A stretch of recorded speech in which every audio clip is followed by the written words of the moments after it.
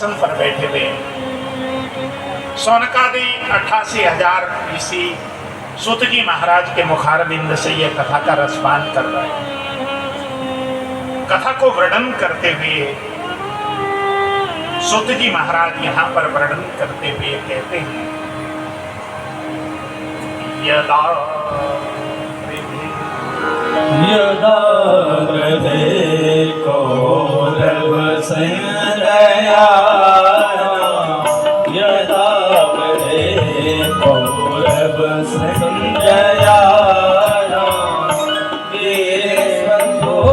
वीर गणेशु वीर स्वतो वीर गणेशु प्रकोदरा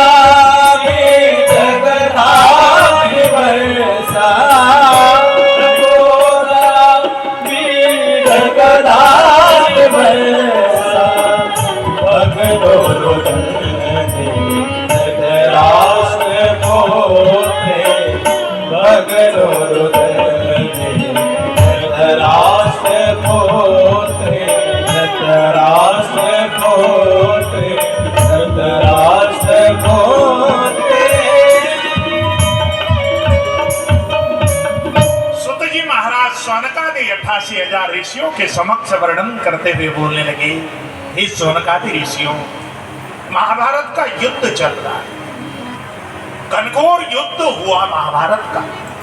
18 दिन तक युद्ध चला और 18वें दिन जब अंतिम दिन आया, सारे के सारे पांडव और कौरव पक्ष का दुर्योधन ये रणांगण में आए और जैसे ही रणांगण में दुर्योधन रथ पर सवार होकर आया, भगवान कृष्ण अर्जुन को रथ में बिठाकर लेकर आए। भीम आए, नकुल सहदेव आए, युधिष्ठिर भैया आए, पांडव पक्ष के सारे योद्धा आकर रणांगण में खड़े हो गए। उसी समय युद्ध की बिगुल बजी है, डिम डिम घोष हुआ। दुर्योधन रणांगण में गदा लेकर आ गया और जैसे ही रणांगण में गदा लेकर आया, गदा नचाने लगा। भीमसेन अपने गदा को लेकर आगे बढ़े और गदा घुमाते हुए भीमसेन जैसे रणांगण में पहुंचे, उसी समय दुर्योधन ने भीमसेन के सामने जाकर जैसे ही गदा का प्रहार किया, भीमसेन ने भी अपनी गदा का प्रहार उस गदा में जैसे कि गदा के टंकार होने लगी, घनघोर युद्ध आरंभ हो गया, डिम घोष होने लगी। उस समय भगवान कृष्ण ने भीमसेन को आदेश दिया, भीमसेन खेल को खत्म करो। अब तो भीमसेन उछाल मार करके गए, दुर्योधन के जांग में अपने गदा को घुमाकर जैसे ही प्रहार किया, दुर्योधन नाम से जमीन पर गिर पड़ा। उसके मुंह से खून की उल्टियां होने लगी, धराशायी हो गया है दुर्योधन। और जैसे ही मुंह से खून की उल्टियां होने लगी, ऐसे औंधा पड़ा है रणांगण में। उसके सारे बड़े बड़े योद्धा मारे जा चुके हैं, 99 भाई तो मारे जा चुके थे। ये 100 नंबर का भैया था, अकेला बचा हुआ था दुर्योधन।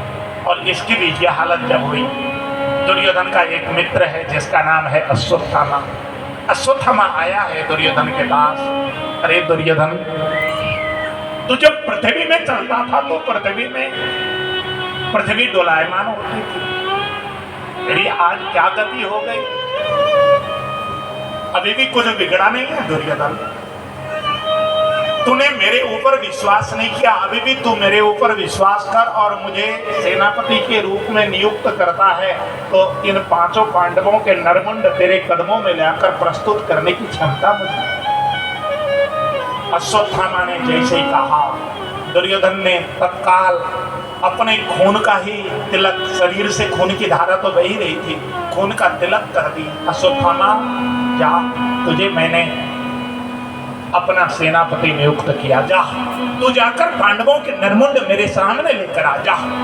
मेरी अंतिम इच्छा है कि 5 पांडवों को मैं मरा हुआ देखना चाहता हूँ। मेरे 100 भाई मर गए, लेकिन एक भी पांडव नहीं मरा। जा अश्वत्थामा, तू पांडवों के नरमुंड मेरे सामने लेके आ। जैसे ही दुर्योधन ने कहा, अश्वत्थामा दुर्योधन को हॉस्पिटल लेकर के गया, वैद्य को जिम्मा दी। दुर्योधन के शरीर में वैद्य ग्लूकोज के बोतल चढ़ाने लगे। इधर अश्वत्थामा अपनी कुटिया में गया, अपनी कुटिया में गिराकर बिस्तर में लेटा था। रात्रि का समय, नींद नहीं आई। अश्वत्थामा अपने बिस्तर से उठ खड़ा हुआ, सोचने लगा कि मैं इतनी बड़ी बात दुर्योधन के सामने करके आया हूं। बड़े बड़े योद्धा जिन पांडवों को नहीं मार पाए, मैं अकेले कैसे मार पाऊंगा? इतनी बड़ी बात मैंने कर दी, कैसे मार पाऊंगा? आंखों से आंसू की धारा बहने लगी। खिड़की से बाहर की ओर निहारने लगा अश्वत्थामा। उस समय खिड़की के बाहर एक पीपल का पेड़ था। उस पीपल के पेड़ में घोंसले कर बैठे हुए जो कौवा था, रात्रि के समय सोया हुआ था। लेकिन मध्य रात्रि के समय एक उल्लू आया और कौवे के ऊपर आक्रमण किया, कौवे को मार करके गिराया और कौवे के घोंसले के ऊपर कब्जा जमाया। इस दृश्य को जब देखा, इसको संस्कृत में काकोलूक न्याय बोलते हैं। अश्वत्थामा को समझ में आ गई कि मैं कैसे इन पांडवों का वध कर सकता हूं। अश्वत्थामा ने मन में विचार किया कि मैं पांडवों को सोते समय मार सकता हूं। हाथ में तलवार लेकर अश्वत्थामा वहां से निकला पांडवों को मारने के लिए। उधर पांडवों के घर में क्या स्थिति? पांडवों के घर में आज सबके सब ठहाके लगा लगा करके हंस रहे, क्योंकि दुर्योधन को वो धराशायी करके आए। आज विजयश्री के करीब पहुंच गए हैं पांडव। घर में बहुत ज्यादा हर्ष की कोई ठिकाना नहीं, सबके सब बड़े खिलखिलाकर हंस रहे। भगवान श्री कृष्ण को लगा कि ये पांडव को ज्यादा ही हंस रहे हैं। देखो, अति सर्वथा वर्जय, अति किसी भी चीज की अच्छी नहीं होती। अति हंसना ठीक है, अति खाना ठीक है, अति बोलना ठीक है, अति मजाक करना ठीक है, एक सीमा तक तो ठीक है, उससे ज्यादा ठीक नहीं है। अब पांडव कुछ ज्यादा ही हंस रहे थे तो भगवान को लगा कि ये पांडव कुछ ज्यादा ही हंस रहे हैं, इनको यदि मैंने विषयांतर नहीं किया तो इनको कभी रोना भी पड़ सकता। इसलिए भगवान ने विषयांतर करने के लिए उन पांडवों को कहा, पांडवों आज कुछ ज्यादा गर्मी भी है, चलो थोड़ी देर यमुना के किनारे टहल आए। पांडवों को लेकर यमुना के किनारे टहलने के लिए मेरे ठाकुर चले गए कृष्ण भगवान। अब घर में केवल द्रौपदी और द्रौपदी के छोटे छोटे 5 बच्चे रहे। द्रौपदी ने 5 बच्चों को रात्रि का भोजन कराया, दूध पिलाई और 5 पुत्रों को कहा, बेटा जाओ सो जाओ, अब टाइम बहुत हो गया, रात्रि के 10 बज गए। 5 पुत्र सोने के लिए जैसे ही अपने कमरे की ओर जाने लगे, लौट कर आ गए माँ के पास। माँ, हम अपने पिता के बिस्तर में सोना चाहते हैं, अनुमति दो। द्रौपदी ने कहा, पुत्रों यदि तुम अपने पिता के बिस्तर में सोना चाहते हो तो तुमको रोकेगा कौन? जाओ ना, अपने पिता के बिस्तर में सोने के लिए भी कोई पूछने की जरूरत है। जाओ बेटा, अपने अपने पिता के बिस्तर पर सो जाओ। द्रौपदी ने जब कहा, 5 द्रौपदी के पुत्र दौड़ लगाकर अपने पिता के कमरे में गए और अपने पिता के बिस्तरों पर जाकर सो। द्रौपदी अपने कमरे में चली गई। मध्य रात्रि के समय अश्वत्थामा आया। ये 5 द्रौपदी के पुत्र सो चुके, मस्त निद्रा में थे और मध्य रात्रि में अश्वत्थामा हाथ में तलवार लेकर आया। दरवाजा खोला और पांडवों के पुत्रों को सोते हुए जब देखा, इस अश्वत्थामा ने जाकर पांडवों के पुत्रों के गले पर अपना तलवार चलाया, पांचों पुत्रों के नरमुंड को एक पोटली पर बांधा, कंधे पर लटकाकर जब लेकर के चला, ले जाकर अश्वत्थामा ने जब दुर्योधन को ये नरमुंड की पोटली हाथ में दी, भैया दुर्योधन, तुम्हारे जो बड़े बड़े योद्धा नहीं कर पाए थे वो मैंने अकेले करके दिखाया, ये लो पांडवों के 5 नरमुंड लेकर आया। दुर्योधन ऐसा लेटा हुआ था, उसके शरीर में ग्लूकोज की बोतल चल रही थी। एक साथ दुर्योधन उठ खड़ा हुआ, अश्वत्थामा, मेरे बड़े बड़े योद्धा जो काम नहीं कर पाए थे वो तूने अकेले कर दिया, कहाँ है नरमुंड, दो जरा मेरे हाथ में। दुर्योधन ने अपने हाथ में लिया और जो अपने हाथ से उस पोटली को दबाने लगा, पोटली के भीतर के नरमुंड खिंचने लगे। अब तो दुर्योधन के मन में शंका जागृत हुई कि ये पांडवों के नरमुंड इतने कोमल क्यों हैं। उसने झटपट गांठ खोली, जब गांठ खोलकर भीतर देखा वो तो नन्हे नन्हे बालकों के नरमुंड देखकर दुर्योधन के मुंह से चीख निकल गई, अरे अश्वत्थामा, ये किन बच्चों के नरमुंड तू लेकर आया, किन निरपराध बालकों को तूने वध किया है। दुर्योधन ने ठीक से देखा तो पहचान गए दुर्योधन कि ये तो द्रौपदी के छोटे छोटे बच्चे। आंखों से आंसू की धारा बहने लगी, छाती पीटने लगा दुर्योधन, अरे अश्वत्थामा, हमारा पांडव और कौरव का वंश जो आगे बढ़ाने वाले बच्चे थे उन बच्चों का तूने वध कर दिया, अब हमारा वंश आगे कैसे बढ़ेगा। हम 100 भाइयों की मृत्यु हो गई, अब ये पांडव बचे थे, अब ये पांडवों के जो 5 बच्चे पैदा हो चुके हैं इन बच्चों को भी तूने वध कर दिया। अब पांडवों के वंश में अब बच्चा पैदा करने वाली केवल और केवल उत्तरा है, उत्तरा के अलावा और कोई नहीं। उत्तरा का पति की मृत्यु हो चुकी है, अब वंश कैसे आगे बढ़ेगा। अरे पापेश अश्वत्थामा, अरे कुलंगार, तूने हमारा वंश को नष्ट कर दिया। छाती पीट पीट कर दुर्योधन रोने लगा और रोते रोते दुर्योधन के आंखों से आंसू की धारा बहने लगी। बहुत ज्यादा पीड़ित हुआ है दुर्योधन और उसी समय दुर्योधन का प्राणांत हो गया। दुर्योधन को एक वरदान था, जिस दिन एक साथ अत्यंत हर्ष का समाचार मिले और अत्यंत दुख का समाचार मिले तो तेरी मृत्यु हो जाएगी, ऐसा वरदान था दुर्योधन को। आज दुर्योधन को पहले तो हर्ष का समाचार ये मिला कि पांडवों की हत्या हो गई, पांडवों के नरमुंड लेकर आया हूं कह करके अश्वत्थामा ने कहा था, तो इसको हर्ष हुआ था। लेकिन छोटे छोटे नन्हे नन्हे बालकों की हत्या हुई थी, इससे दुख प्राप्त हो गई।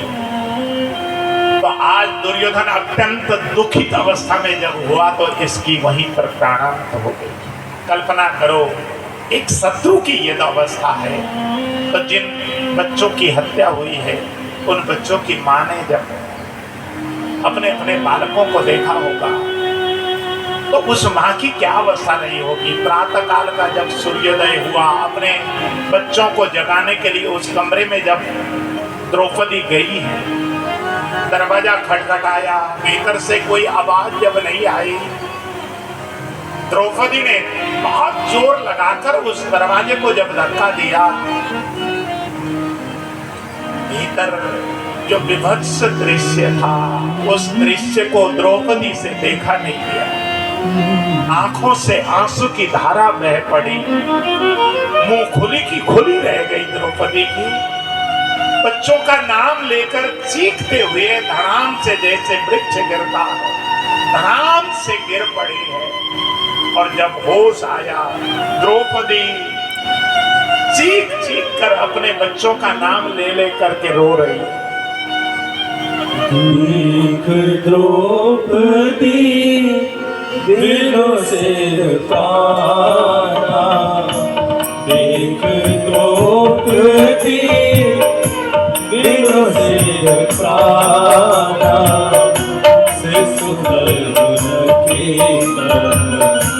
दुख देख खाना, शिशुधर्म के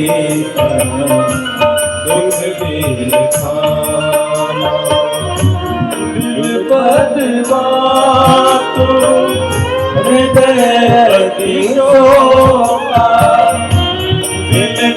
पद्मातु हृदय शोका, जिनको बच विषम त्रयलोका, जिनको बच विषम त्रयलोका, करही विलाप अनेक प्रकार, करही विलाप अनेक प्रकार, करही लोगे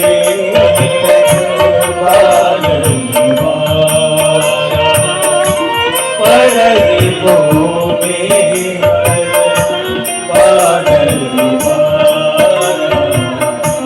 देख द्रौपदी दिलों से काना, देख द्रौपदी दिलों से काना, शिशुधर्म के दुख देख खाना, शिशुधर्म के दुख देख दुख देख दुख देख। द्रौपदी विलाप कर रही है, कभी मूर्छित होती है, कभी होश आता है द्रौपदी को।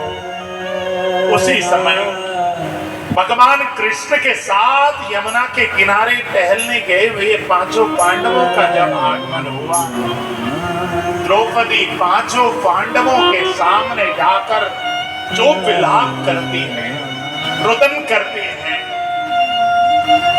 माता शिशूनां निधनं सुतानां निशम्न घोरं परितप्यमानं, तदारुहृद्बाष्पकलाकुलाक्षी तां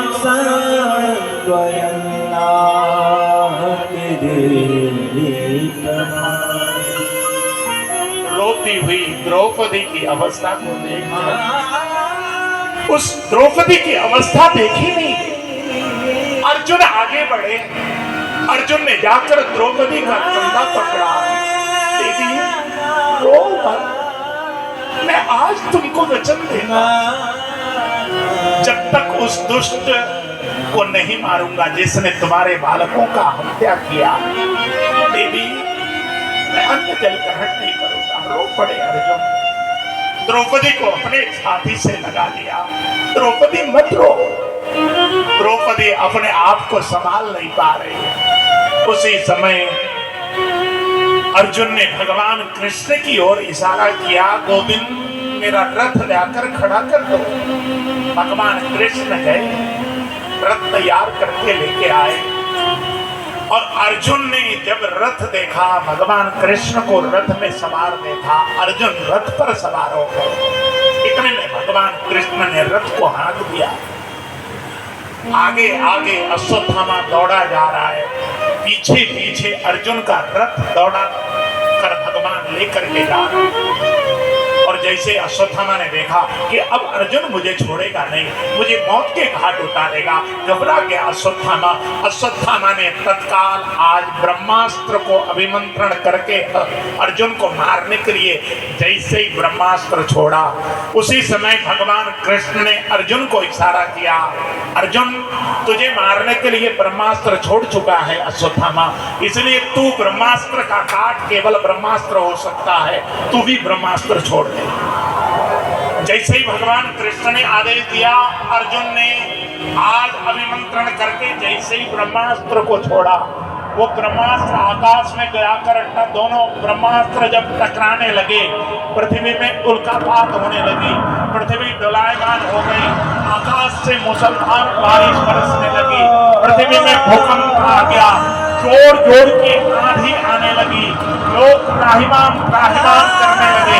उसी समय भगवान कृष्ण ने अर्जुन को सावधान किया, अर्जुन सावधान हो जा, तू स्थिति को संभाल ले, नहीं तो पृथ्वी में अनर्थ हो जाएगा। अर्जुन ने तत्काल दोनों ब्रह्मास्त्र को खींचने के लिए मंत्र प्रयोग किया और दोनों ब्रह्मास्त्र को मंत्र की शक्ति से अपने तरकस में डाल दिया। दोनों ब्रह्मास्त्र को जब खींचा, वातावरण पुनः निर्मल हो गया, चारों तरफ सुगंधित वायु बहने लगी। उसी समय भगवान कृष्ण ने अर्जुन को इशारा किया, अर्जुन ये दुष्ट अश्वत्थामा भाग न जाए, जाकर पकड़ो। अर्जुन रथ से छलांग लगा करके अश्वत्थामा के पास गए, दौड़ते हुए अश्वत्थामा की चोटी पकड़कर घसीटते हुए लेकर के आए हैं अर्जुन तो रथ पर सवार हो गए, अश्वत्थामा नीचे लटका हुआ है और भगवान ने रथ को हाँक दिया, घसीटते हुए लेकर के गए अश्वत्थामा को। द्रौपदी के कदमों पर पटक कर अर्जुन ने म्यान में से तलवार निकालकर जैसे ही उस अश्वत्थामा को मारने के लिए उद्यत हुए, उस समय द्रौपदी आगे बढ़ी। द्रौपदी ने आकर अर्जुन का पांव पकड़ा, पतिदेव मुच्यतामेष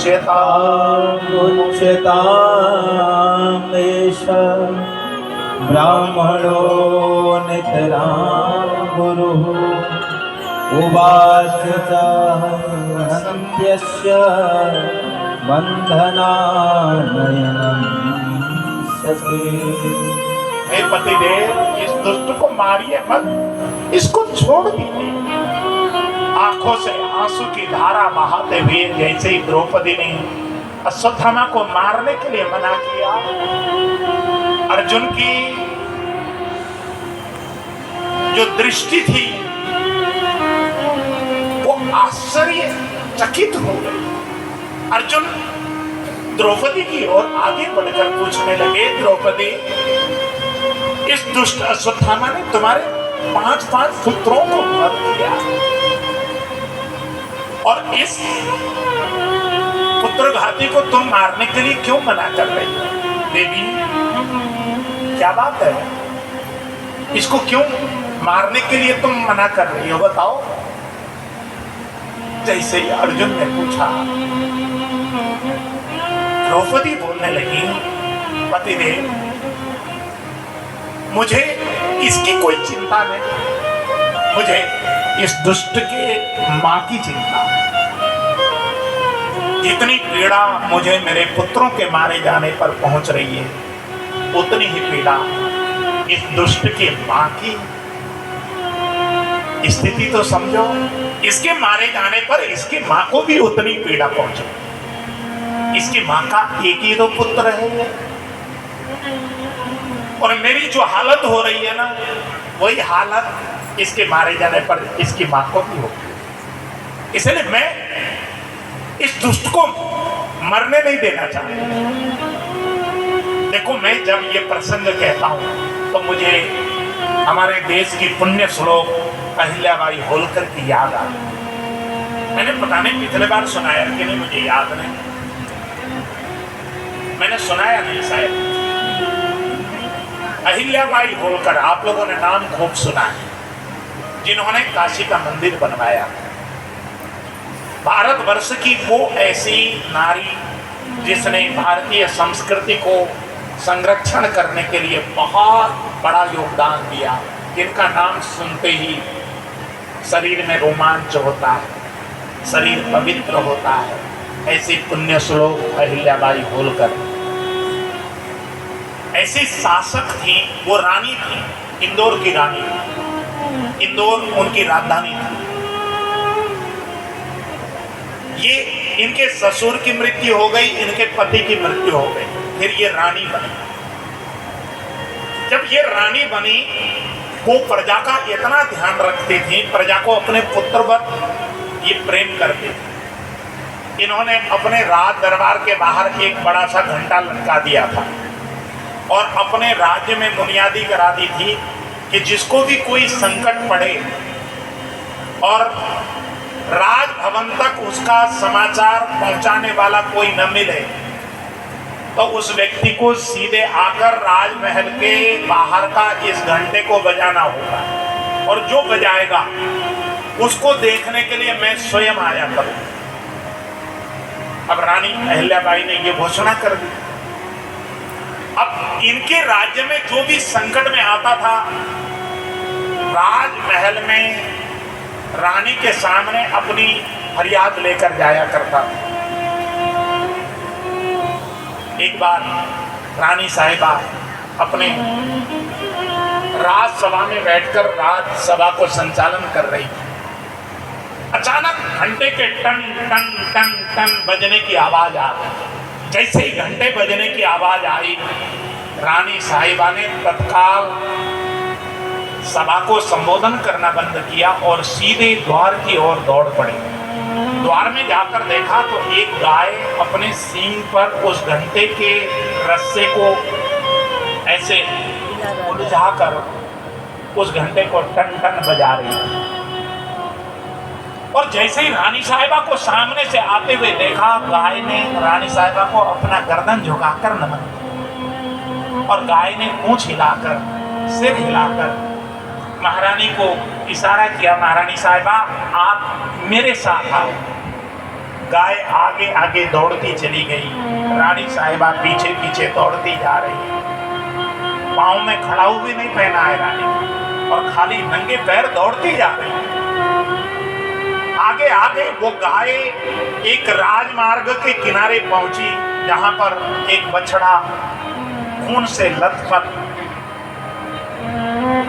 छत विक्षत अवस्था में पड़ा हुआ था। वो गाय जाकर उस अपने बछड़े को जीभ से चाटने लगी, उस बछड़े के चारों तरफ घूमने चक्कर लगाने लगी और पूंछ हिलाते हुए, सिर हिलाते हुए कुछ कहना चाहती है रानी साहिबा से। रानी साहिबा मुझे न्याय करो, मुझे न्याय दो। गाय के आंखों से आंसू की धारा बह रही थी। उस समय रानी साहिबा ने उस दृश्य को देखा तो समझने में रानी साहिबा को देर नहीं लगी। समझ गई रानी साहिबा कि इस गाय के, इस बछड़े की किसने हत्या की। रानी साहिबा ने पता लगाना चाहा कि इस बछड़े की हत्या कैसे हुई है। कोई भी बोलने की हिम्मत नहीं कर रहा।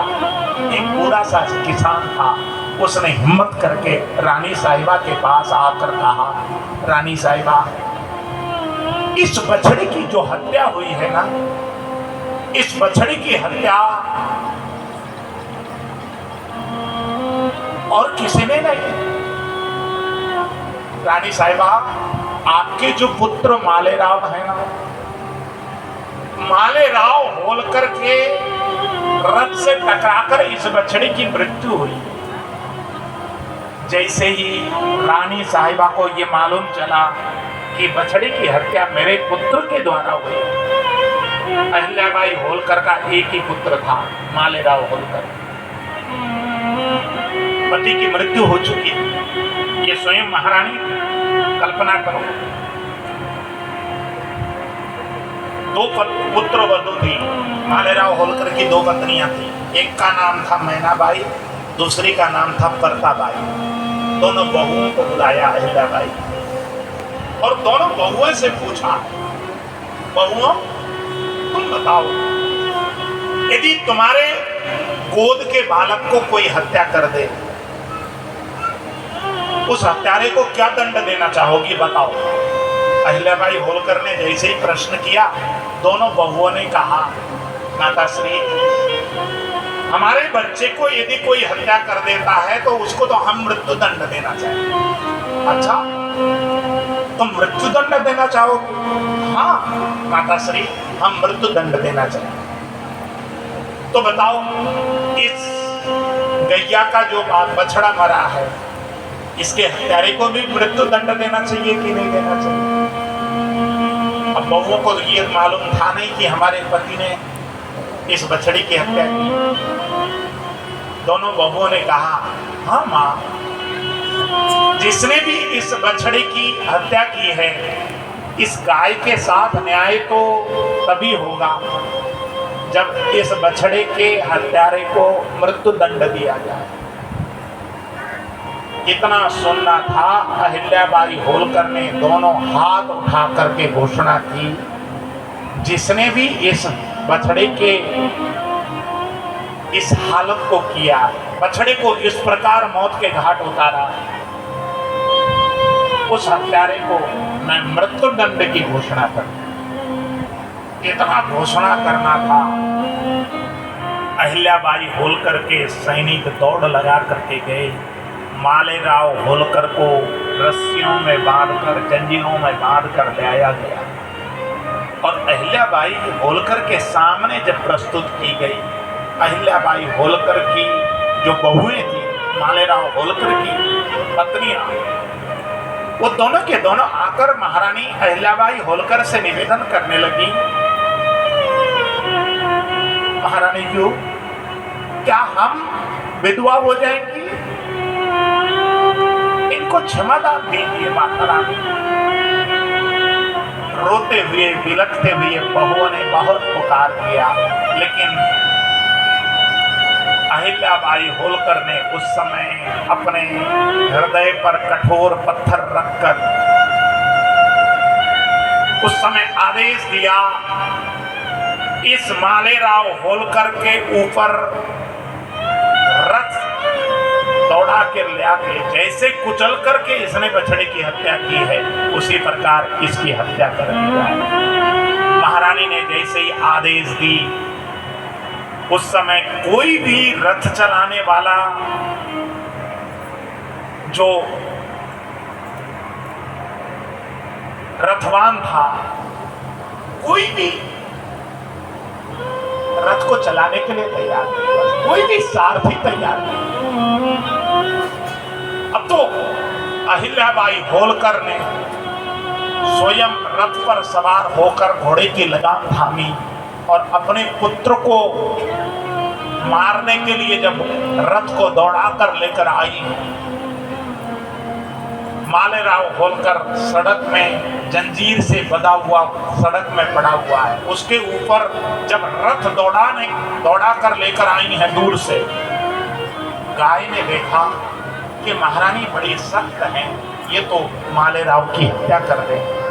और महारानी का अकलौता पुत्र, गाय बीच में आ गई। गाय ने उस पुत्र को मरने नहीं दिया। गाय को लगा, यदि मैं इस महारानी के पुत्र को मरने देती हूं तो जितनी पीड़ित मैं हो रही हूं, उतनी ही पीड़ा महारानी को भी पहुंचेगी। और महारानी तो धर्मात्मा है, इतनी पीड़ा महारानी को देना ठीक नहीं। गाय आगे बढ़ी और रथ का डायरेक्शन मोड़ दिया है, क्योंकि रानी दौड़ा कर लेकर आ रही थी रथ। गाय बीच में आई, रानी ने घोड़े के लगाम को जोर से खींचा, मालेराव के ऊपर रथ दौड़ नहीं। दोबारा रानी पीछे रथ को ले गई, दोबारा लेके आई, दोबारा गाय आई है, मालेराव के ऊपर रथ चढ़ने नहीं दिया। तब गाय ने पूंछ हिलाकर, अपना सिर हिलाकर, आंखों से आंसू बहाकर रानी की तरफ देखते हुए कहा, रानी साहिबा ऐसा मत करो।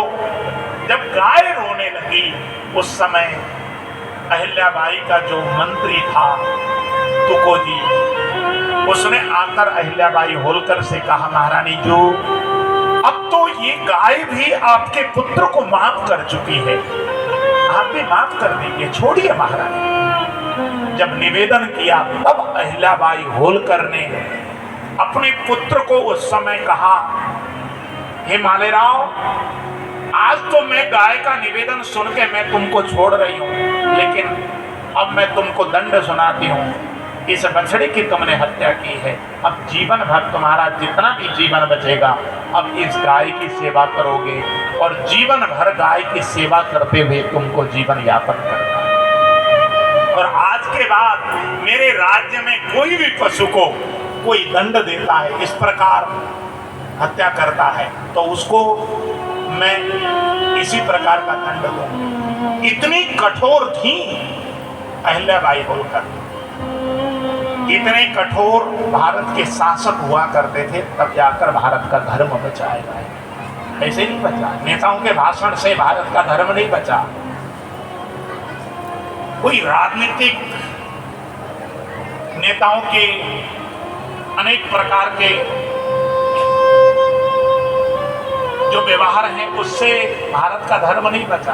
भारत के शासक इस प्रकार के धर्मात्मा होते थे, तब जाकर भारत का धर्म बचा, भारत की संस्कृति बची, भारत का संस्कार बचा।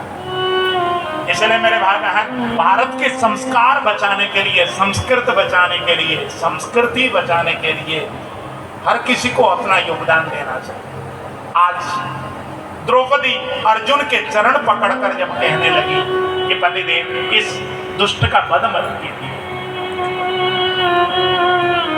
अर्जुन जी भौचक्के होकर द्रौपदी की ओर देख रहे हैं। उसी समय भीमसेन पीछे से आकर अर्जुन के कंधे पर हाथ रखकर बोलने लगे, अर्जुन भैया, यदि तुम इस दुष्ट का वध नहीं करते हो तो मैं कर देता हूं, हटो तुम।